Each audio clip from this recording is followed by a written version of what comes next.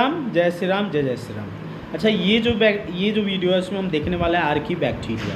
देखो archaebacteria क्या होता है पता है आपको? Archaebacterias are also prokaryote. अगर आप इसे कंसिडरेशन करोगे तो ये भी प्रोकैरियोट ही होता है, और बाकी प्रोकैरियोट से थोड़ा सा अलग होता है। अगर बाकी बैक्टीरिया से कंपेयर करोगे तो इट इज़ समवॉट डिफरेंट। ये कैसे है देखें। देखो ये जो बैक्टीरिया होता है ना, ये बैक्टीरिया हाई टेम्परेचर पर सर्वाइव कर सकता है, ठीक है। जनरली बैक्टीरिया हाई टेम्परेचर पर बोल जाते हैं, मर जाते हैं ना, है ना। ये हाई साल्ट कंसंट्रेशन पर भी सर्वाइव कर सकता है। हाई साल्ट कंसंट्रेशन पर बैक्टीरिया नहीं बचते हैं, इसीलिए अचार जो होता है, अचार में हम डालते हैं ना बहुत सारा नमक। क्यों डालते हैं? Because at high NaCl concentration bacteria fungi they will not survive, they will die. लेकिन ये बैक्टीरिया तो कर जाता है। हाईली एसिडिक कंडीशन में भी ये सर्वाइव कर सकता है। Even in the presence of methane भी सर्वाइव कर सकता है ना। हमारा कौन? Archie bacteria.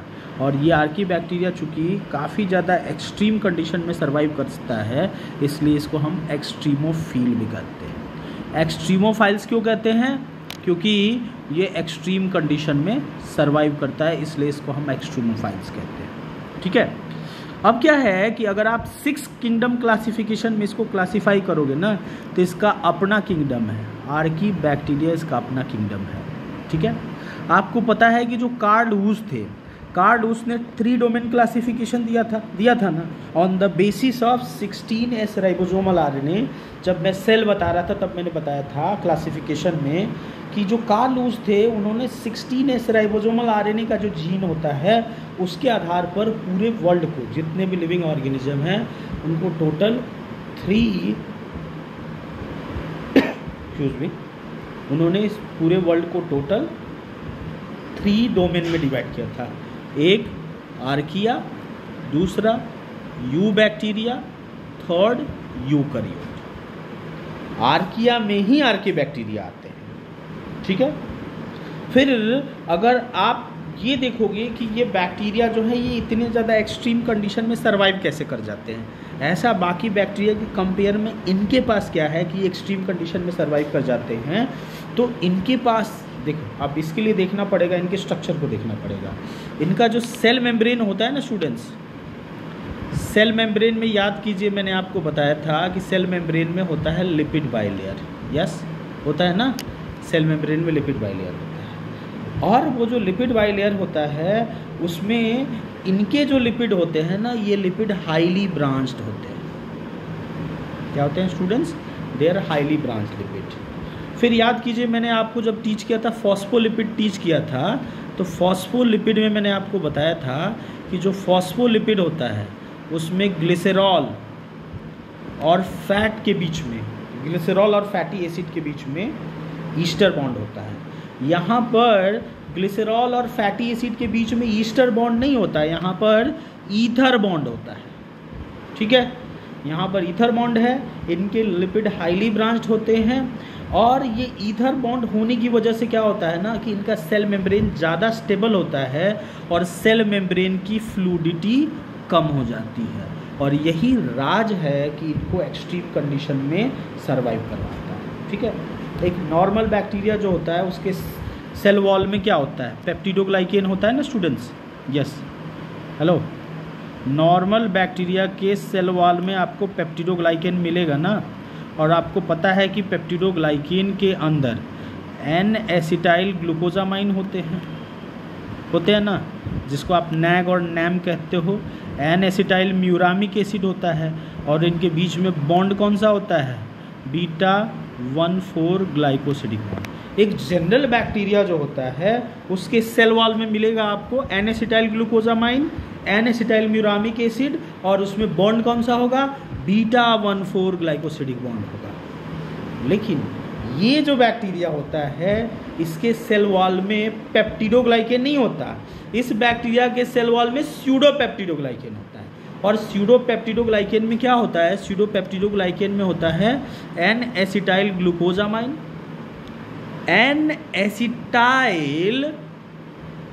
N-एसिटाइल टैलोसेमिनोरिक एसिड होता है।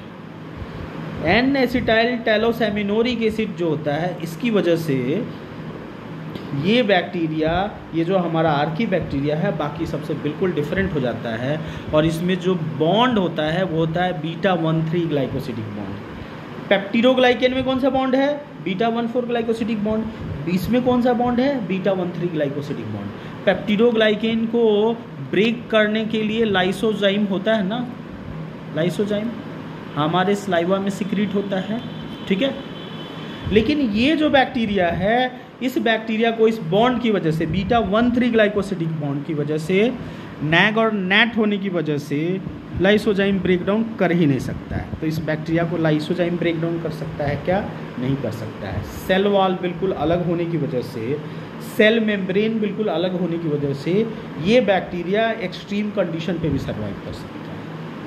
अगर आप रिप्रोडक्शन इसका देखोगे तो बाकी बैक्टीरिया की तरह यहाँ पर भी बाइनरी फिशन होता है। जेनेटिक मटेरियल यहाँ पर बाकी बैक्टीरिया की तरह सर्कुलर डीएनए होता है। यस, बाकी बैक्टीरिया में देखो, अगर आप यूकैरियोट की बात करोगे, हमारी बात करोगे, तो हमारे अंदर कौन सा डीएनए होता है? लीनियर डीएनए होता है ना।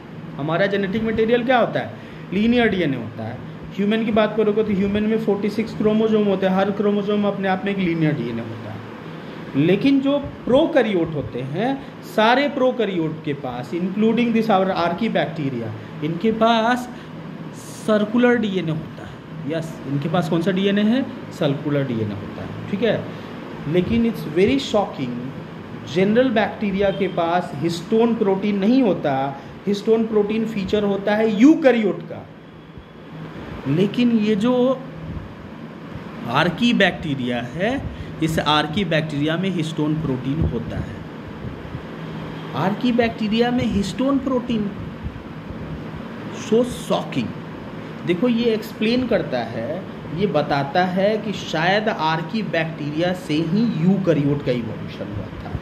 ये बहुत ही बेसिक चीज़ है। Histone protein is very basic structure, basic thing. ये बैक्टीरिया में नहीं है और आर्की बैक्टीरिया में है, तो शायद प्रोबेबली जो यूकैरियोट्स हैं, इनका इवोल्यूशन आर्की बैक्टीरिया से ही हुआ था। बाकी इसमें 70S राइबोसोम होता है, इसमें पॉलीजोम होता है। पॉलीजोम तो समझते हो ना क्या होता है? एक मैसेंजर आरएनए, और उस मैसेंजर आरएनए में अगर बहुत सारे राइबोसोम लगे हुए हो तो इसको हम लोग कहेंगे पॉलीजोम या पॉलीराइबोसोम। वो सारी चीज़ें यहाँ पर होती हैं, ठीक है। अगर आप क्लासिफिकेशन की बात करोगे तो इसको बेसिकली हम लोग 3 क्लास में डिवाइड करेंगे। एक मिथानोजेंस, दूसरा हेलोफाइल्स, और थर्ड है थर्मो एसिडोफाइल्स। देखो, मिथानोजेंस जो होते हैं ना, दे प्रोड्यूस मीथेन। ये क्या करते हैं स्टूडेंट्स? ये मीथेन प्रोड्यूस करते हैं, मीथेन गैस प्रोड्यूस करने का काम करते हैं। ये कहाँ मिलेंगे आपको? मिथानोजेन बैक्टीरिया कहाँ मिलेंगे आपको? तो देखो, मिथानोजेन बैक्टीरिया मिलते हैं मार्शी एरिया में। मार्शी एरिया का मतलब क्या है? दलदली एरिया में मिलेंगे आपको, ठीक है। और जो कैटल्स होते हैं, काऊ है, बफेलो है, उसके र्यूमेन में मिलेंगे, वहाँ पे मीथेन प्रोड्यूस करते हैं। गोबर जो होता है, गोबर से मीथेन निकलता है, उसको इकट्ठा करो और बायोगैस बनाओ। वेरी सिंपल, उस बायोगैस के यूज करो। बायोगैस जो होता है वो बर्न हो सकता है, मीथेन को बर्न कर सकते हैं ना हम लोग। तो वो जो गोबर निकलता है, गोबर को इकट्ठा करके बायोगैस बना करके उसको फूड एज ए मतलब कुकिंग के लिए भी उसको हम यूज कर सकते हैं, ठीक है। किचन में यूज किया जा सकता है। तो ये र्यूमेन ऑफ कैटल्स में मिलते हैं। एग्जाम्पल इसका क्या है? मिथानोबैक्टीरियम, मिथानोकोकस। हेलोफाइल्स जो होते हैं, सुनिए, हेलोफाइल्स जो होते हैं, they live in high salt concentration. Example है हेलोबैक्टीरियम सेलिनेरम, ठीक है। फिर थर्मोएसिडोफाइल्स। देखो, जो थर्मोएसिडोफाइल होते हैं ना, they are thermoacidophile means, thermo means high temperature पर सर्वाइव करते हैं। Acidophile means they live at low pH, ठीक है। तो ये हाई टेम्परेचर और लो पीएच पर सर्वाइव करने का काम करते हैं। इसका एग्जाम्पल क्या है? इसका एग्जाम्पल यहाँ पे लिखा है थर्मस एक्वेटिकस बैक्टीरिया, ठीक है। पायरोकोकस फ्यूरियोसस, थर्मोकोकस लिटोरालिस, ये सारे के सारे हाई टेम्परेचर पर रहने का काम करते हैं। अच्छा, एक और इंटरेस्टिंग पॉइंट यहाँ पे मैं बताना चाहता हूँ, polymerase chain reaction. Polymerase chain reaction एक बायोटेक्निक होती है जिसमें डीएनए को लैब में एम्प्लीफाई करने का काम करते हैं। ठीक है, डीएनए को एम्प्लीफिकेशन का काम किया जाता है यहाँ पर। अब ये जो पॉलीमरेज चेन रिएक्शन होता है ना स्टूडेंट्स, इस पॉलीमरेज चेन रिएक्शन में जो टेम्परेचर हम यूज करते हैं, काफ़ी ज़्यादा हाई टेम्परेचर यूज करते हैं, 90 to 100 डिग्री सेल्सियस के बीच का टेम्परेचर यूज करते हैं। अब डीएनए के रेप्लिकेशन के लिए डीएनए पॉलीमरेज तो चाहिए। अगर आप ह्यूमन का डीएनए पॉलीमरेज इस पीसीआर में यूज करोगे तो ये पीसीआर नहीं हो पाएगा। क्यों? क्योंकि हाई टेम्परेचर पर जो ह्यूमन का डीएनए पॉलीमरेज है, ये ह्यूमन का डीएनए पॉलीमरेज सर्वाइव ही नहीं कर पाएगा, ये डीनेचर हो जाएगा। ठीक है, तो उस कंडीशन में हम यूज करते हैं ये जो थर्मस एक्वेटिकस है, थर्मो एसिडोफिलिक बैक्टीरिया है, हम इसके डीएनए पॉलीमरेज को यूज करते हैं। इसके डीएनए पॉलीमरेज को हम कहते हैं टैक डीएनए पॉलीमरेज। ये टैग डीएनए पॉलीमरेज आराम से 90 to 95 डिग्री सेल्सियस पर फुल एफिशिएंसी के साथ फंक्शन करता है, तो आराम से यूज कर लो पीसीआर में। फिर दूसरा है पाइरोकोकस फ्यूरियोसस, पीएफयू पॉलीमरेज। इसका पीएफयू पॉलीमरेज भी हम लोग यूज करते हैं, किसमें? पीसीआर टेक्निक में यूज करते हैं। ठीक है, फिर ये थर्मोकोकस लिटोरालिस है, इसका टीएलआई पॉलीमरेज होता है जिसको वेंट पॉलीमरेज भी कहते हैं, इसको हम भी पीसीआर में यूज करते हैं। ठीक है, तो ये जो वीडियो है, इस वीडियो में हमने देखा कि आर्की बैक्टीरिया क्या होता है, आर्की बैक्टीरिया का क्लासिफिकेशन क्या है, आर्की बैक्टीरिया बाकी बैक्टीरिया से क्यों अलग होता है, क्यों ये एक्सट्रीम कंडीशन में सर्वाइव करता है ना। फिर हमने देखा कि ये रिप्रोडक्शन कैसे करता है, फिर हमने इसका क्लासिफिकेशन देखा। बाकी देखेंगे नेक्स्ट वीडियो में आगे।